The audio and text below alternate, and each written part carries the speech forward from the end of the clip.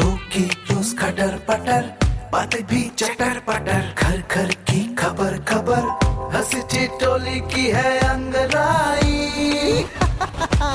Radio Raju भाई, radio Raju भाई, radio Raju भाई, राज मिस्त्री का अपना रेडियो। नमस्कार मेरे प्यारे राज मिस्त्री भाइयों, मैं हूँ राजू भाई और लेकर आ चुका हूँ आप सभी का पसंदीदा प्रोग्राम रेडियो राजू भाई, राज मिस्त्री का अपना radio, powered by UltraTech cement, देश का नंबर 1 सीमेंट। दोस्तों शुरू करते हैं आज का प्रोग्राम। आज के प्रोग्राम का आज का विचार मैं अभी आपके सामने प्रस्तुत करने वाला हूँ। आज का विचार कहता है, एक अच्छी किताब कितनी भी पुरानी हो जाए, एक अच्छी किताब कितनी भी पुरानी हो जाए, उसके शब्द नहीं बदलते। अच्छे रिश्तों की भी यही खासियत है। अच्छे रिश्तों की बुनियाद होती है आपके द्वारा किए गए कमिटमेंट। आपने जो उनसे बातें की है, जो कहा है, वो कितनी ऑनेस्टी के साथ और कितना मीन करके कहा है, कितना आपने उसको महसूस करके कहा है और आप उस चीज को कितने दिल से लगाए हुए हैं। ये सारी चीजें जो है ये बुनियाद होती है एक अच्छे रिश्ते की। इसी तरीके से अपने दोस्ती के रिश्तों को और भी मजबूत बनाइए और साथ ही साथ नए दोस्त भी बनाइए। दोस्तों अब रुक करते हैं हम दिल की बात की ओर।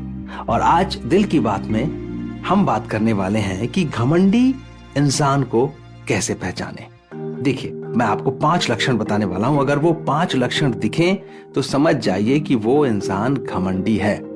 और ये सारे लक्षण अगर आपके अंदर भी हैं तो समझिए कि आप भी घमंडी हैं और आपको तुरंत उस पर काम करना पड़ेगा। अहंकार इस विश्वास से उत्पन्न होता है कि वो दूसरों से श्रेष्ठ है। यह ऐसे लोगों को अहंकारी और घमंडी बनाता है। यह उन्हें स्वार्थी, निंदक, निर्लज्ज और आत्म केंद्रित भी बना सकता है। एक अहंकारी व्यक्ति को सहन करना चुनौतीपूर्ण होता है, लेकिन यदि आप उन्हें पहले से ही पहचान लें तो आप उनसे बचने या उन्हें बेअसर करने में सक्षम हो सकते हैं। किसी अहंकारी व्यक्ति से कैसे निपटना है, यह सीखने में उस व्यक्ति के मनोविज्ञान को जानना जरूरी है। ऐसे में आज मैं आपको 5 ऐसे संकेतों के बारे में बताने जा रहा हूं जिससे आप समझ जाएंगे कि सामने वाला व्यक्ति घमंडी व्यक्ति है या नहीं। अहंकारी लोग अपना ढिंढोरा खुद बजाना पसंद करते हैं। यह एक अहंकारी व्यक्ति के आसानी से ना छूटने वाले लक्षणों में से एक है। यह ऐसी चीज है जिसका वो कुछ नहीं कर सकते और वह उनके चरित्र का अभिन्न अंग है।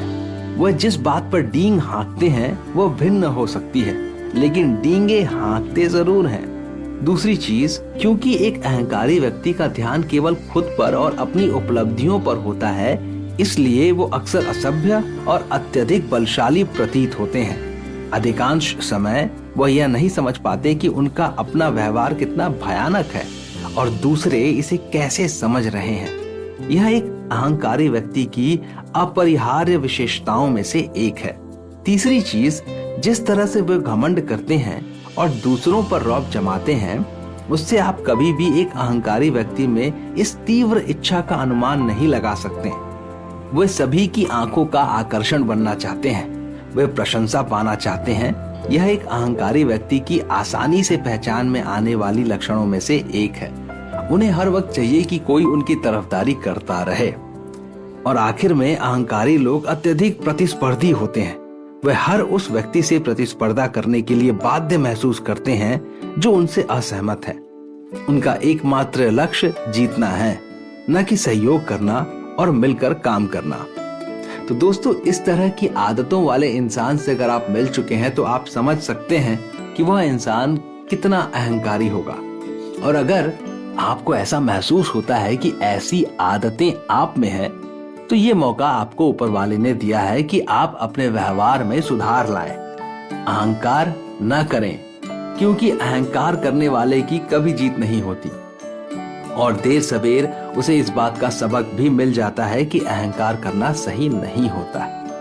दोस्तों, ये थी दिल की बात और अब हम रुख करने वाले हैं कहानी की ओर। जी हाँ, अगला पड़ाव है कहानी। लेकिन कहानी सुनाने से पहले आप सभी को मैं क्या करता हूँ, एक संदेश देता हूँ। और मेरा आज का संदेश है कि याद रखिए मेरे राज मिस्त्री भाइयों केवल अल्ट्राटेक सीमेंट का ही इस्तेमाल करें, क्योंकि बढ़िया काम तो बढ़िया नाम। अब चलते हैं कहानी की ओर। कहानी का नाम है साझा खुशबू का जादू। एक छोटे गांव में राधा नाम की लड़की रहती थी। उसके पास एक सुंदर गुड़िया थी जिसे वो बहुत प्यार करती थी। एक दिन उसने देखा कि उसके दोस्त सुरेश के पास खेलने के लिए कुछ नहीं है और वह उदास है। राधा के मन में एक विचार आया। उसने अपनी गुड़िया को सुरेश के साथ साझा करने का फैसला किया। राधा ने अपनी गुड़िया सुरेश को दे दी और उसे बहुत खुशी हुई। दोनों ने मिलकर खूब खेला और वक्त हंसी खुशी बीत गया। धीरे धीरे अन्य बच्चे भी अपनी चीजें साझा करने लगे और सभी के पास खेलने के लिए एक दूसरे का साथ और बहुत सारी चीजें थी।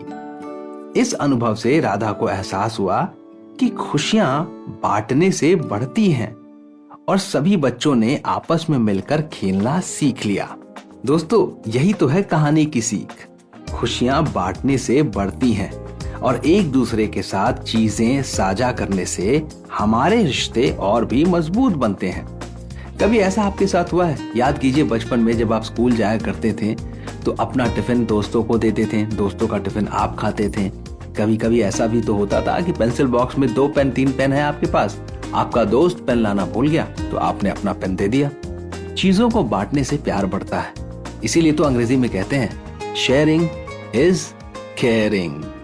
दोस्तों, अब मैं आपको बताता हूं आज का रोचक तथ्य, क्योंकि अब हमें प्रोग्राम में आगे बढ़ते रहना है कि नहीं? तो आज का रोचक तथ्य कहता है कि भारत ने चंद्रमा पर खोजा था पानी। भारत वो पहला देश है जिसने चंद्रमा में पानी खोजा था। भारत ने चंद्रमा पर सबसे पहले सितंबर 2009 में पानी की खोज की। भारत के चंद्रयान नामक सैटेलाइट ने चंद्रमा के मिनरोलॉजी मैप की मदद से चंद्रमा के सतह पर पहली बार पानी खोज निकाला था। तो दोस्तों, साइंस के मामले में भारत का कोई जवाब नहीं है। अब मैं लेने वाला हूं आप सभी से इजाजत दोस्तों, क्योंकि शो खत्म हो चुका है और मेरे इजाजत लेने का वक्त हो चला है। मैं लेता हूं आप सभी से इजाजत। हम मिलेंगे अगले एपिसोड में नई बातचीत के सिलसिले के साथ। आप अपना ख्याल रखिए और मुझे इजाजत दीजिए।